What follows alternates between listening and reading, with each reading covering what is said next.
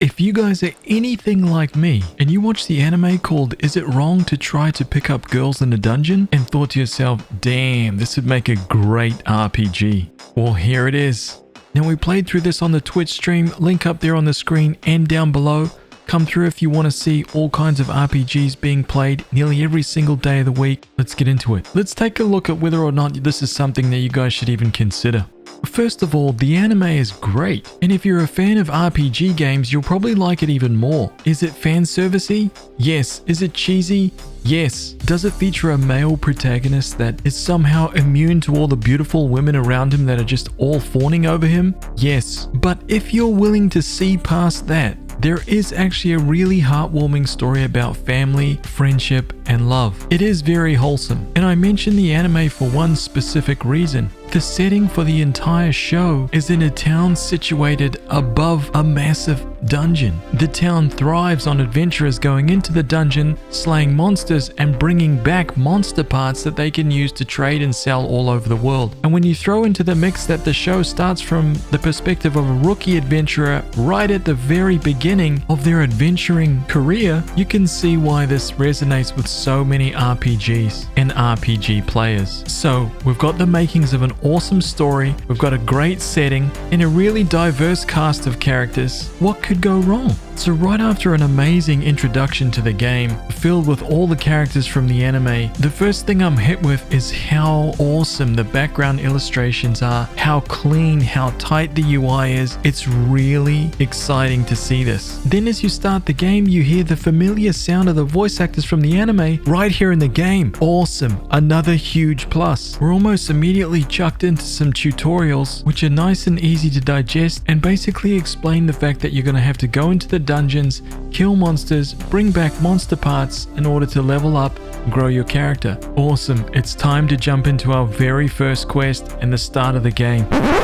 What the is this? This is probably the most unexpected aspect of this game so far. The movement controls are nice and smooth, but this camera angle, the graphical fidelity, the styling of the game, the little animations, the sound, literally everything is subpar. You don't believe me? Listen to this.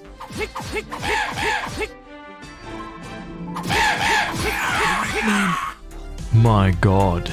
So for the masochists out there that are really insistent on playing this game, let me break down how the combat works for you guys. There are light and heavy attacks, and when you reach this part in the story, some super moves as well. There's also a dash or dodge button, and it's a combination between these light, heavies, dashes, and dodges that's going to get you past every monster in the dungeon. It took me a little bit to realize that the combat was almost like a little rhythm game, and if you're not on rhythm, the monsters will destroy you really quickly. Now you can spam the light attacks for like a 4 to 6 hit combo, but at the end there'll be a period of time where you can't do anything, maybe half a second or so, and that leaves you open to being smashed by enemies. As the story goes on, super moves are unlocked and you will be able to play as a different character, but the combat doesn't change. Possibly the most repetitive grinder ever made. The camera's at this high angle looking down, you can't rotate it, it's fixed, and there's a very basic mini-map that shows you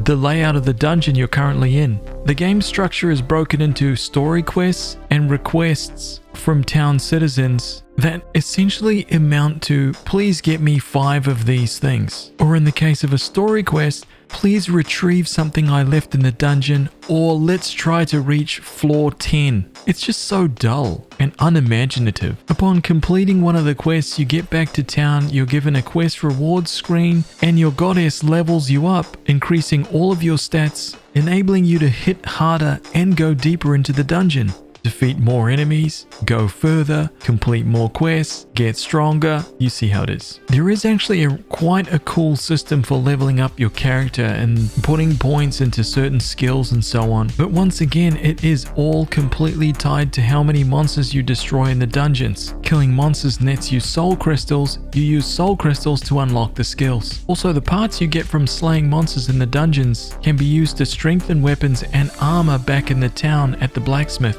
And when you sell him your excess items, you can unlock new weapons and armors to be equipped by your character. There are 4 quick item slots in which you can put recovery items, but you can only set these up outside of the dungeon. And trust me, you're gonna need those to stay alive. And one other thing is there is only Japanese VO in the game, so if you can't speak Japanese, be prepared to do a lot of reading. And to be honest, that's really it. That's the entire game. The only thing left to really talk about is the price. And you know what? I feel like it was an absolute ripoff. I paid $70 New Zealand at launch for this game, which at best is a toilet time game worth about 10 to 20 maximum. Did any of you guys play this game? What did you guys think? Let me know in the comments below. Otherwise, bottom line, I would wait for this game to be like 10 to 15 bucks at the absolute max, and then maybe get it if you can look past the fact that it's just a B grade game.